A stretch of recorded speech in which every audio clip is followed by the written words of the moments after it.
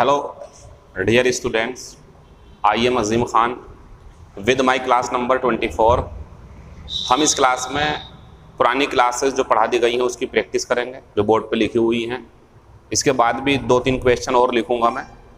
फिर उसके बाद में आज प्रीपोजिशन की क्लासेस को आगे बढ़ाएंगे। आपने देखा होगा कि जो मेरा थंबनेल इस वीडियो के बिल्कुल फ्रंट पे लगा हुआ होता है, उस पर मैं ऐसी बातें लिख देता हूँ जैसे कल लिखा मैंने, अध्यापक के अनुभव से सीख करके सफलता जल्दी हासिल की जा सकती है। दूसरी बात, पहले कभी लिखा होगा, आओ ऐसे सीखें कि दूसरों को सिखा सकें, या कभी ऐसे लिखा होगा कि आसान भाषा में ऐसे करके।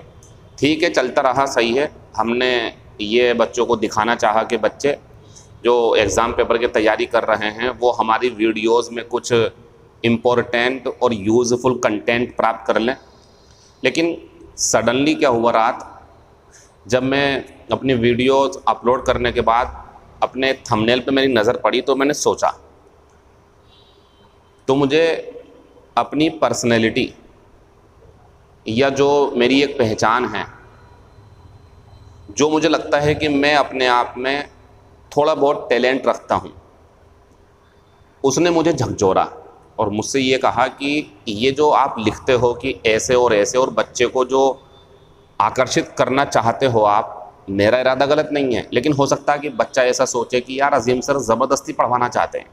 बस ये फीलिंग जब मुझे फील हुई तो मुझे हर्ट हुआ और मैंने ये डिसीज़न लिया, आज के बाद कभी भी मेरी कोई सी भी ग्रामर की क्लास हो या वोकेबलरी की क्लास, उस पर कोई ऐसी बात मैं नहीं लिखूंगा ताकि बच्चों को ऐसा लगे कि अजीम सर ज़बरदस्ती अपनी क्लासेस पढ़वाना चाहते हैं। ना, ऐसा नहीं होगा कभी। ये तो अच्छा हुआ मुझे जल्दी फील हो गया, मुझे अपनी जो वैल्यू है, जो बच्चे मेरे सम्मान करते हैं, जो मुझे जानते हैं कि मैं कैसा पढ़ाता हूँ, मेरा कंटेंट्स कितना महत्वपूर्ण है, और मैं जो आपको आसान तरीके से सिखा करके प्रैक्टिस कराता हूँ उसकी कीमत मुझे पता है, और जिन बच्चों को पता वो अपने आप पढ़ते रहेंगे, उन्हें भरोसा है मेरे ऊपर। बस इसलिए अब हमने ये डिसीज़न लिया है कि हमारा जो थंबनेल होगा उस पर टॉपिक का नाम और टॉपिक क्या पढ़ाना है, बस जिसे पढ़ना है वो पढ़ लेगा, जिसे सब्सक्राइब करना वो सब्सक्राइब कर लेगा, जिसे लाइक करना वो लाइक कर देगा, जिसे कमेंट करना है वो कमेंट कर लेगा। हम तो साइलेंटली आपकी सफलता में अपना जितना भी योगदान हो सकेगा ज़्यादा से ज़्यादा वो आपको प्रदान करते रहेंगे। ठीक है बच्चों, वीडियो शुरू करते हैं। अब हमारी क्लासेस में आपको ये बार बार जो मैं बोलता था कि सब्सक्राइब करें, लाइक करें, शेयर करें, कमेंट करें, कोई ज़रूरत मुझे ऐसी लगती नहीं है कहने की। मुझे गिल्टी फील होता अपने आप में, यार क्यों किया मैंने, क्या बच्चों को इस बात की पहचान नहीं है कि किसके लिए क्या ज़रूरी है। हाँ, हम ये बता सकते हैं आपको कि पढ़ाई करने के तरीके क्या हैं, पढ़ाई किस तरीके से करनी चाहिए, पढ़ाई को रिवीजन, प्रैक्टिस और लर्निंग 3 स्टेज में आपको तोड़ करके पढ़ाई करनी चाहिए, इसी को कंटिन्यू करो, ये बता सकते हैं। लेकिन बैनर पे कुछ ऐसा लिख के वो मुझे अच्छा सा फील नहीं हो रहा। रात मुझे बड़ा इसके लिए दुख हुआ कि मैं क्यों कर रहा हूँ यार ये काम, ऐसी छोटी छोटी बातें क्यों लिख रहा हूँ मैं। जिन्हें ज़रूरत है मेरी, जो जानते हैं बच्चे, वो मुझे समझ करके क्लासेस आगे कंटिन्यू करेंगे। व्यूज़ बढ़ाना, सब्सक्राइबर्स बढ़ाना, बहुत सारे यूट्यूब से पैसे कमाना ना पहले लक्ष्य था, ना अब है, शायद फ्यूचर में भी नहीं हो। क्यों? क्योंकि किसी को लुभा करके आप अपनी क्लासेस 1 दिन 2 दिन पढ़ा सकते हो, तीसरे दिन नहीं पढ़ा सकते, वो हट जाएगा। लेकिन जो समझदार हैं, जो ज़रूरत फील करते हैं तुम्हारी, वो ढूंढ करके तुम तक पहुंच जाएंगे। मैं इस बात में विश्वास करता हूं। बात ख़त्म, क्लास शुरू करते हैं। तो आज की जो हमारी क्लास है बच्चों, ये क्वेश्चन नंबर पहला है। अच्छा, एक चीज़ और, हम क्या पढ़ा रहे हैं, हमारा क्या महत्व है। क्लासेस कंटिन्यू पढ़ते रहो, पेपर दोगे तो मेरी बातें आपको याद आएंगी कि यार वाकई में मटेरियल मिला है इनका। देख लेना आप, there is a strong resemblance, आपको बताया गया था जब ये नाउन है तो इसके बाद में ये ए और बी के रूप में समझाया था हमने आपको, एंड बी है तो क्या आएगा इसमें, बिटवीन। यानी कि सुरेश में और मुकेश में बहुत ज़्यादा समानता है, उनका चेहरा एक जैसा है। क्वेश्चन नंबर दूसरा, यू डोंट रिजेंबल, तो वर्ब है, और जब ये वर्ब है बच्चों तो डायरेक्ट ऑब्जेक्ट आता, ना टू आता, ना बिटवीन आता, ना विद आता, कुछ नहीं आता, क्योंकि ये वर्ब है डू के बाद में।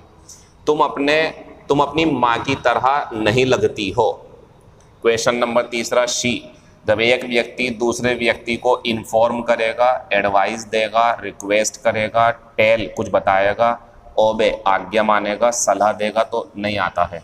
नोट कर लेंगे इसे, ये सही है। यहाँ ऑफ भी आ सकता। और ये भी ध्यान रखो, जब यहाँ प्रीपोजिशन आपको देनी हो किस बारे में जानकारी दी है तो नंबर 1 ये होता, ये नंबर 2 होता है, दोनों सही। नंबर 1 नंबर 2 का मतलब ये है दोनों ऑप्शन में हो तो पहले इसे पकड़ना, उसे मत लेना ऊपर वाले को। ये नहीं हो तो ये लगा लेना, एरर में दोनों सही है। तो उसने मुझे अपनी शादी की जानकारी दी। Question number 4, why did they attack. बच्चों ये जो अटैक है हमारी, ये वर्ब है यहाँ या नाउन है, थोड़ा सोच के बताओ मुझे। तरीका ये रखो आप, question word helping verb subject, तो ये मेन वर्ब की फर्स्ट फॉर्म है। और जब ये मेन वर्ब होती बच्चों तो ऑन नहीं आता है, ठीक। तो why did they attack your father, उन्होंने तुम्हारे पिताजी के ऊपर हमला क्यों करा।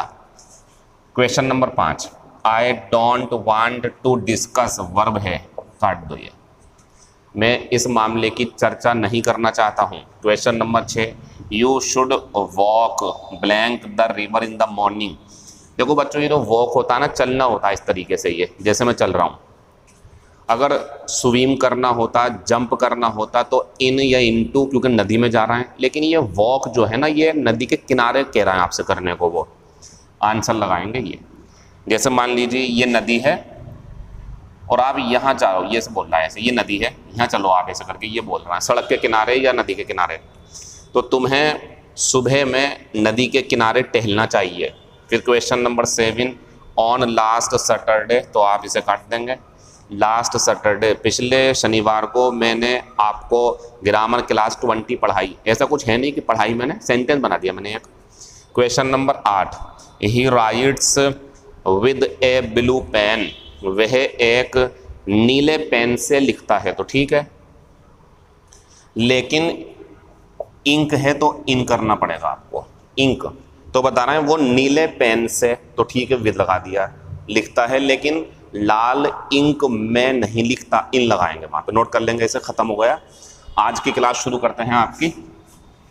और बच्चों 30 क्लासेस पूरी होने के बाद फिर हमने आपके लिए प्लान सोचा है जो आपके बहुत ज़्यादा काम आएगा, उसकी जानकारी देंगे। पहले आप क्लास पढ़ लो थोड़ी सी ज़रा, ठीक है। ज़्यादा बोलना भी सही नहीं होता ना फिर बच्चों, लेकिन है काम का आपके लिए। तो पहले पढ़ाते हैं हम आपको ये टॉपिक। देखो बच्चों, एक तो है बिसाइड, ये भी प्रीपोजिशन का काम करता। फिर एक है हमारे पास में बिसाइड्स, ये भी प्रीपोजिशन का काम करता है। और बच्चों एक है हमारे पास में एक्सेप्ट, ये भी प्रीपोजिशन का काम करता है। अब ये तो बिल्कुल ही अलग चीज़ है, इसके मीनिंग देख लो आप, के बगल में या समीप या पास, बगल में, पास में, समीप में। इसका मतलब होता है के अलावा या के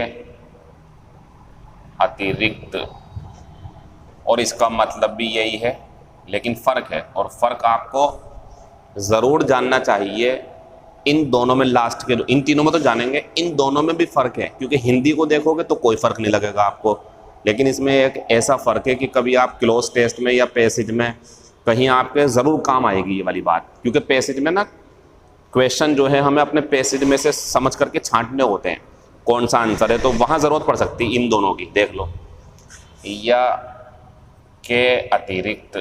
बच्चों दोनों का मीनिंग सेम है, लेकिन फ़र्क है।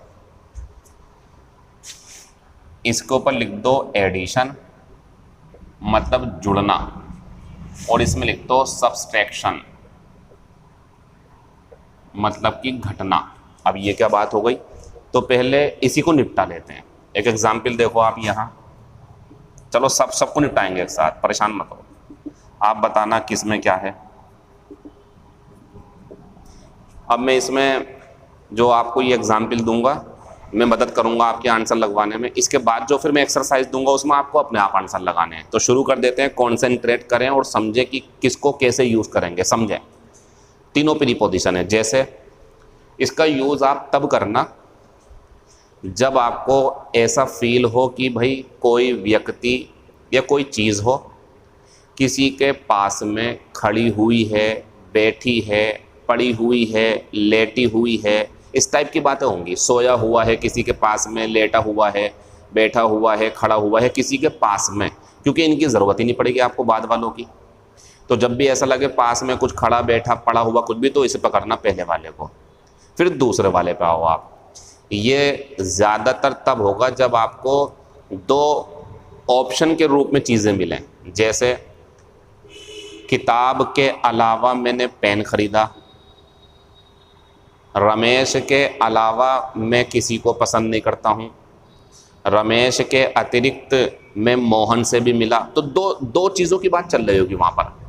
यानी कि जब आपको मीनिंग के अलावा या के अतिरिक्त चाहिए हो तो इन दोनों पे जाना जो बाद में है, और जब आपको पास में बगल में है तो इस पे जाना। अब इन दोनों में फ़र्क जान लो।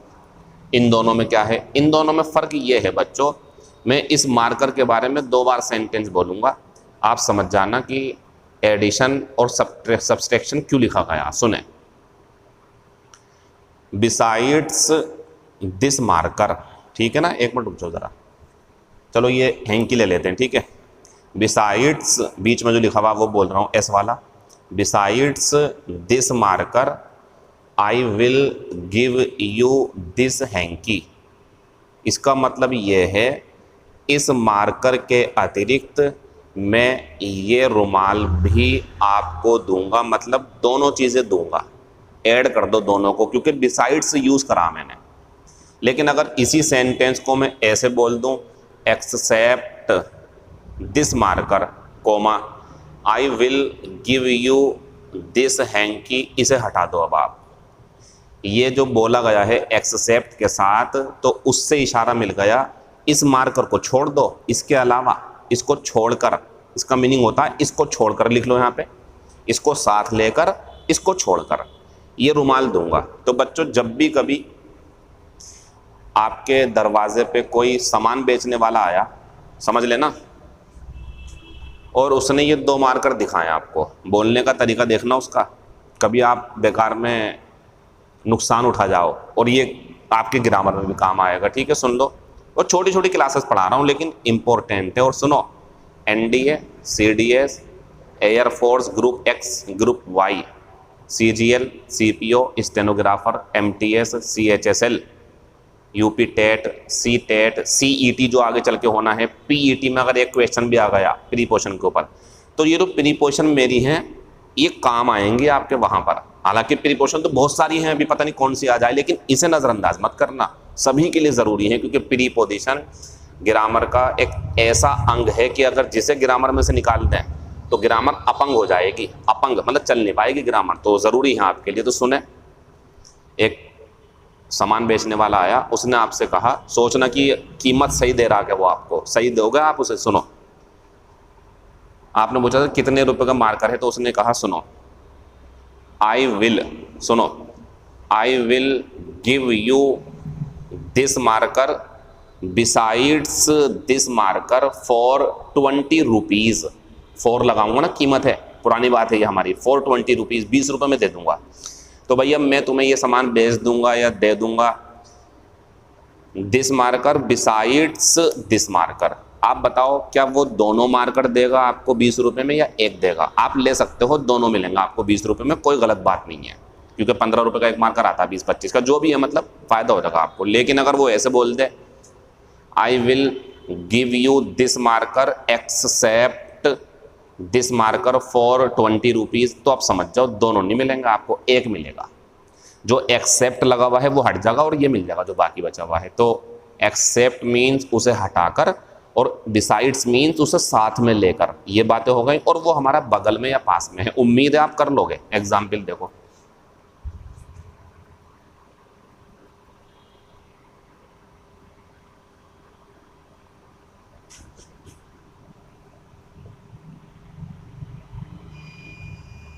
एक मिनट। तो बच्चों ये जो सेंटेंस चल रहा है हमारे बोर्ड पे, इसे देखें आप, blank this chair I will purchase a table. Sentence दूसरा है, a pen, comma I will give you a notebook. सब समझाऊंगा एक एक बात, कितने आंसर हो सकते हैं, 2, 1, 3। आई हैव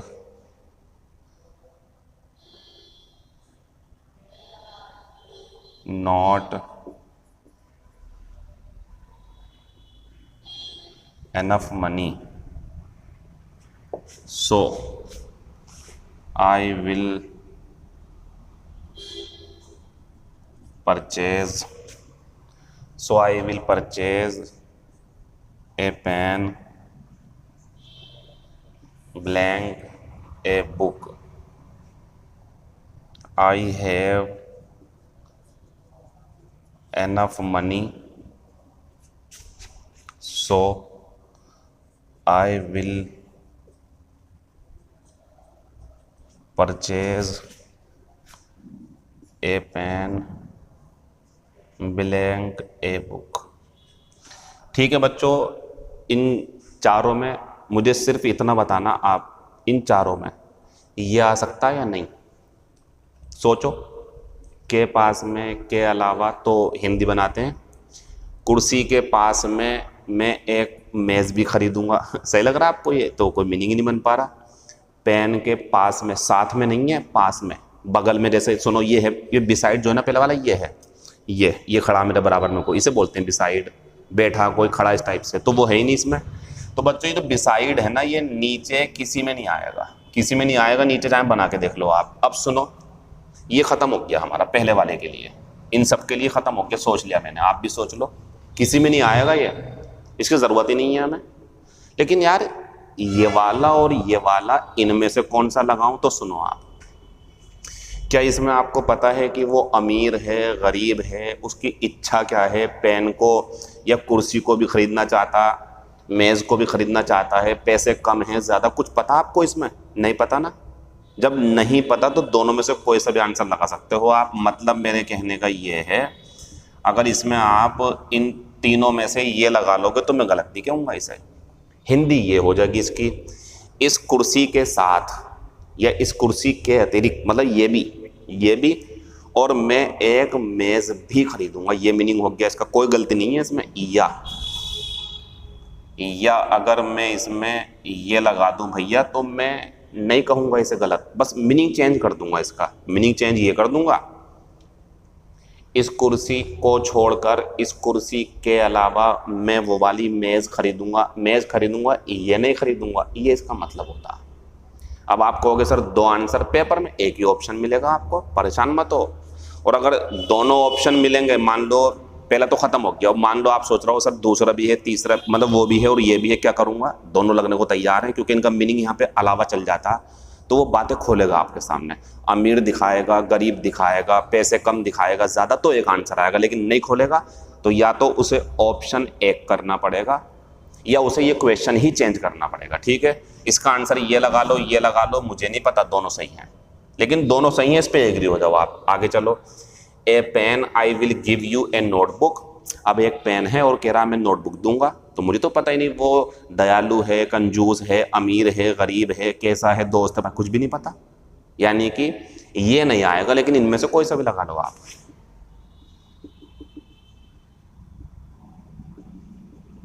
आराम से, बिल्कुल हिंदी ये बन जाएगी। इसे लगाओगे, एक आएगा दोनों में से कोई सा, लेकिन अभी मजबूरी कोई सा भी लगा लो आप।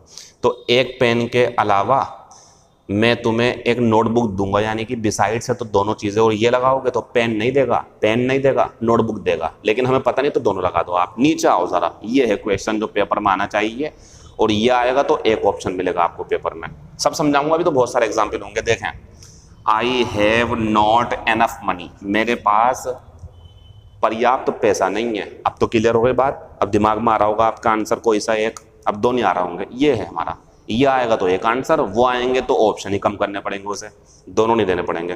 तो I have not enough money, मेरे पास बहुत सारा पैसा नहीं है, इसलिए I will purchase a pen. एक को हटाओ इसमें से, क्योंकि पैसा कम है। बिसाइड्स नहीं आ सकता इसके अंदर, इसमें बिसाइड्स नहीं आएगा, इसकी वजह से ये जो दे दिया। और सुनो, अगर ये नहीं हो तो दोनों आंसर है इसके। मुझे क्या पता क्या खरीदेगा वो, लेकिन इसने बता दिया कि भाई एक चीज़ खरीदनी है, एक नहीं खरीदेगा क्योंकि पैसे कम हैं।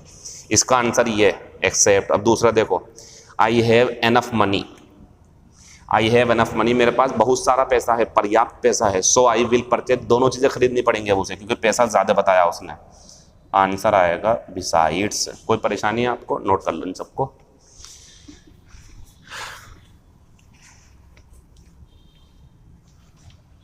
मैं जो आपको यहाँ इस क्लास में सिखाने की कोशिश कर रहा हूँ, जो बता रहा हूँ, ये सब पेपर में मिलेंगे आपको। किस तरीके से आएंगे वो भी मैं समझाता हुआ चल रहा हूँ। तरीका क्या है सीखने का वो भी बता दिया, अंतर क्या है वो भी बता दिया। एरर देखो अब इसके ऊपर, तो क्वेश्चन 5 लिख रहा हूँ, कोशिश करना बताने की क्या आएगा। पहले ज़रा इनमें आंसर दो आप ब्लैंक के रूप में।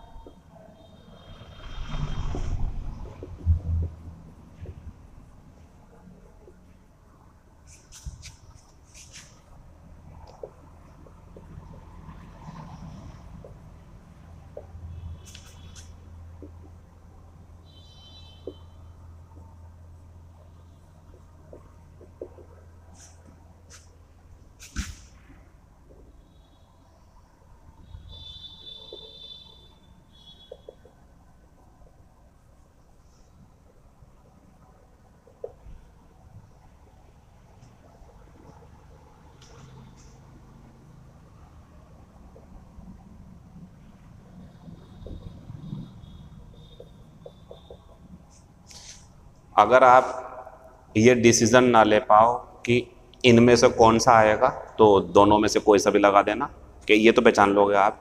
और जब आपको पक्का पता एक ही आएगा तो वो भी बताना। तो मुझे बताओ, शुरू में ब्लैंक है, फिर Ramesh, I will meet Suresh, तो मैं सुरेश से मिलूंगा, क्या पता रमेश के साथ साथ, मतलब रमेश से भी मिले, या बिसाइड्स, या एक्सेप्ट, यानी कि ये आंसर जो है हमारा ऊपर वाला, ये भी लग जाएगा और ये भी फर्क हो जाएगा।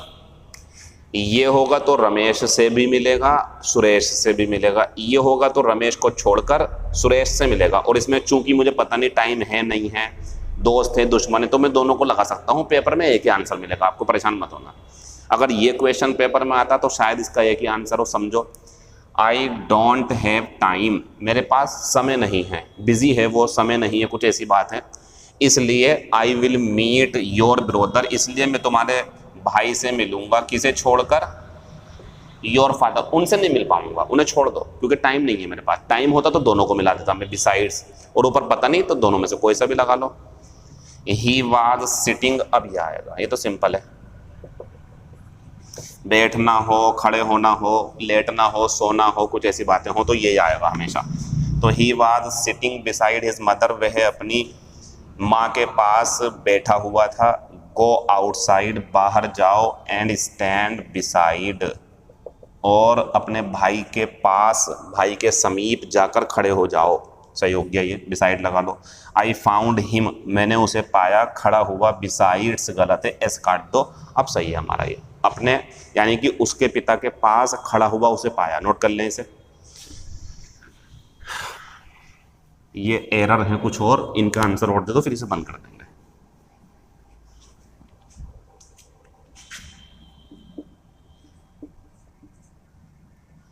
He has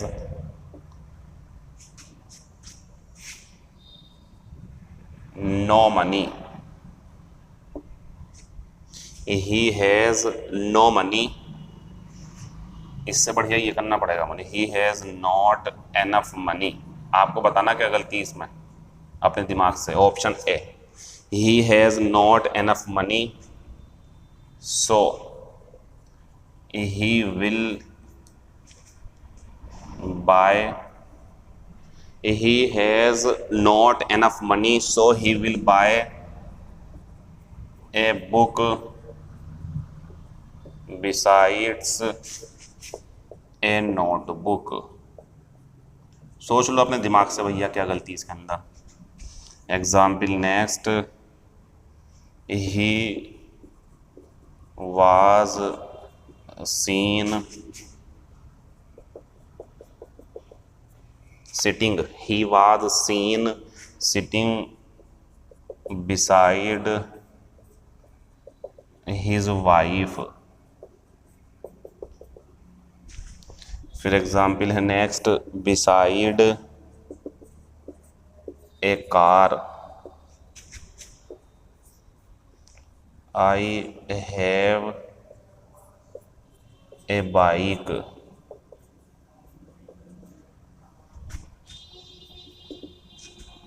She was sleeping. She was sleeping besides her mother. कुछ बचा इसके अंदर? अब खुद ही बताओ आप। कुछ भी नहीं बचा इसके अंदर, कुछ भी। लास्ट में एक एग्जाम्पल और दे देता हूँ मैं आपको। लास्ट में बस ये ख़त्म हो गया, एक प्रीपोजिशन और सिखाऊंगा आपको मैं। तो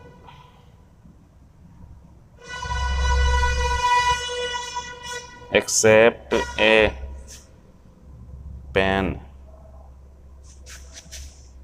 ही हैज़ ए पेंसिल। सोचो सबके बारे में, अपनी क्रिएटिविटी लगाओ, अपने दिमाग का इस्तेमाल करो, मेरे चक्कर में ना पड़ो, अपना सोचो। अब आपकी जिम्मेदारी है ये। तो देखना ज़रा, he has not enough money, उसके पास पैसा काफ़ी नहीं है, कम है पैसा मतलब।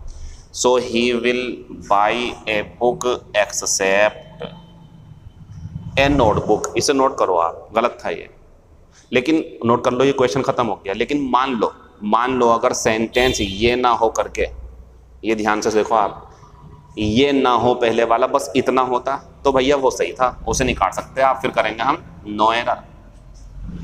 और ये लगा हुआ होता मान लो तो ये भी सही होता, ये भी सही, क्योंकि अब पता ही नहीं गरीब है अमीर है, पैसा है नहीं है, दोनों भी खरीद सकता है, एक भी, तो अब कुछ नहीं कर सकते हम, लेकिन पहले करना पड़ेगा एक्सेप्ट। क्वेश्चन नंबर अगला, ही वाज सीन, उसे देखा गया था बैठा हुआ अपनी पत्नी के पास। सही है, कोई गलती नहीं है, नो एरर। पास में बैठा, खड़ा होना, सोना, पड़ा हुआ होना, सब सही है, बिल्कुल ये आता। अच्छा, आप सोच रहे होंगे सर थोड़ा कंफ्यूजन हो रहा, वो भी देखने में सेम है बिसाइड और वो भी बिसाइड्स, तो मैं कैसे अंतर करूंगा इनके अंदर? तो एक बात बताओ आप, वो मेरे पास में, तो मैं अगर इंग्लिश में बोलना चाहूँ, बोलते भी हम यार वो मेरी साइड में खड़ा हुआ था, साइड में या साइड्स में, ऐसे बोलते हैं हम ना, साइड में, तो बस यही है, साइड भी लगा दो बस, बिसाइड बिसाइड बिसाइड ऐसे करके। तो वो मेरी साइड में बैठा हुआ था, वो मेरी साइड में खड़ा हुआ था, तो साइड में भी लगा दो, ऐसे मत लगाना बस, ठीक है। तो ये आता है इसके लिए। तो ये हो गया हमारा नो एरर। अगला देखो, beside a car I have a bike. मैंने बताया था दो विकल्प मिलेंगे आपको, बाइक भी है और कार भी है, गलत था ये, इसमें गलती थी, अब सही है बिसाइड्स। अब इसकी हिंदी ये है, एक कार के अतिरिक्त मेरे पास एक बाइक भी है, मतलब कार भी है और बाइक भी है, दोनों हैं। फिर आते हैं नेक्स्ट पे, शी वाज स्लीपिंग, वो सो रही थी अपनी माँ के पास। ये काटो, ये आएगा, तो पास के लिए ये आएगा, अतिरिक्त के लिए वो आएगा। इसे देख लो, except a pen, he has a pencil, meaning change कर दो, कोई भी गलती नहीं है, नो एरर। इसमें कोई गलती नहीं है, लेकिन मीनिंग पूछना चाह रहा हूँ आपसे। बताओ, उसके पास पेंसिल भी है और पेन भी है, या पेंसिल नहीं है पेन है, या पेन नहीं है पेंसिल है? ये नहीं है, इसे हटा दो यहाँ से। पेंसिल है उसके पास, नोट कर लो इसे।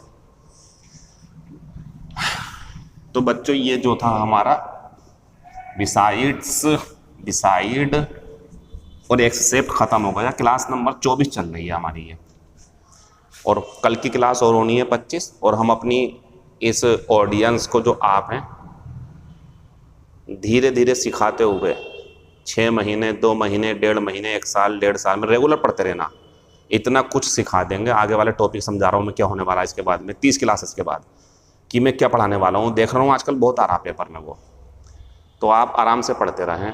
अब ये हमने ख़त्म कर दिया कि हम प्यासे बन जा और बच्चों को कुआं मान लें। ऐसा है ही नहीं, टीचर हमेशा कुआं होता, बच्चे प्यासे होते हैं। मतलब टीचर कुआं है, बच्चे प्यासे से मीनिंग ये है बच्चों को आना पड़ता है टीचर के पास में।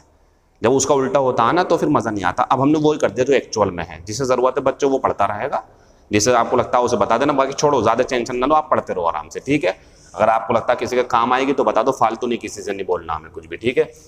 एक छोटी सी एक प्रीपोजिशन और पढ़ाता हूँ मैं आपको, पेपर में बहुत आती है, मुझे लगता है मैंने आपको ये बीच में कभी बताई भी होगी।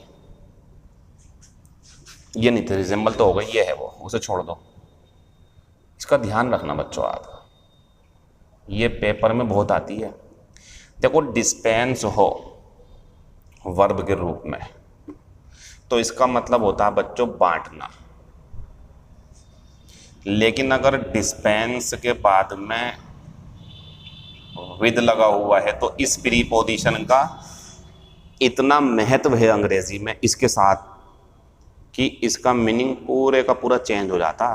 और इसकी ज़रूरत पड़ेगी आपको, मैं समझाऊंगा कहाँ। तो देखें, डिस्पेंस का मतलब बांटना होगा, कोई ज़रूरत नहीं है प्रीपोजिशन की, लेकिन डिस्पेंस विद का मीनिंग होता है हमारा।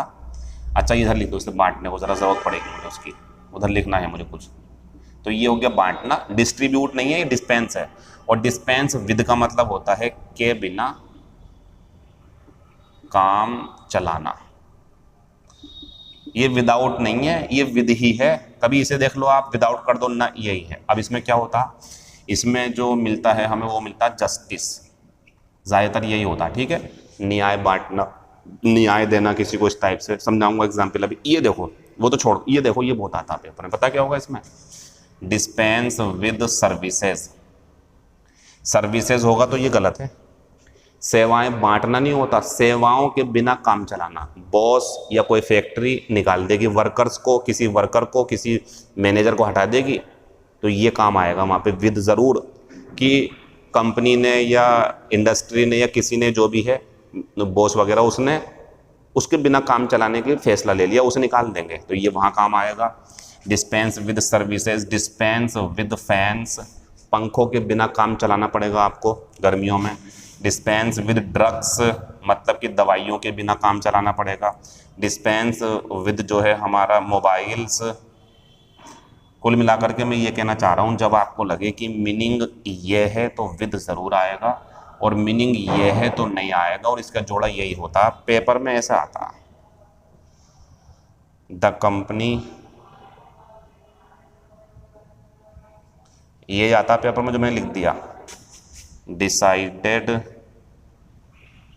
टू डिस्पेंस हिज सर्विसेज, ये मिलेगा आपको पेपर में। तो जब ये पेपर में आपको मिले तो आप समझ जाना कंपनी ने फैसला कर लिया है उसकी सेवाओं के बिना। गलत है या अधूरा सेंटेंस है, विद लगाओ यहाँ पे, नोट करो इसे। एक एग्जाम्पल और देख लो, कैन यू, सोचना इसके बारे में, can you dispense fans in summer, क्या तुम गर्मियों में। अब आप सोच रहे होंगे बांटना, ये बच्चों वो वाला बांटना नहीं, ये पंखा बांट दिया किसी को किताबें बांट दी, ये मत सोचो। ये न्याय देना किसी को, किसी के साथ अच्छा करना, न्याय देना, वो है बस ऊपर वाला। बाकी तो ये सब नीचे के बिना काम चलाने के रूप में है। क्या तुम गर्मियों में पंखों के बिना, आंसर लगाना पड़ेगा आपको विद, क्या तुम गर्मियों में पंखों के बिना काम चला सकते हो? नोट करो इसे। अभी और देखो example.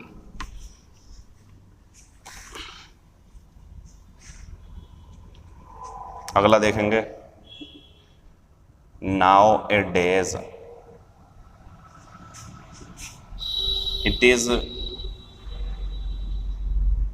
impossible, nowadays it is impossible to dispense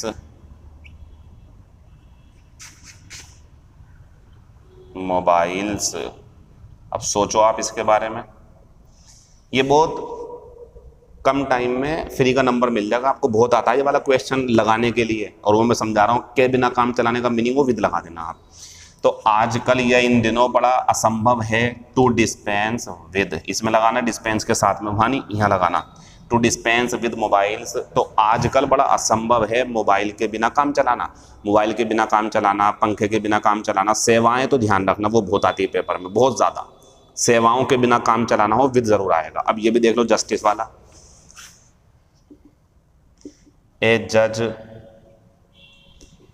is supposed, एक जज से उम्मीद करी जाती है, ए जज is supposed to dispense justice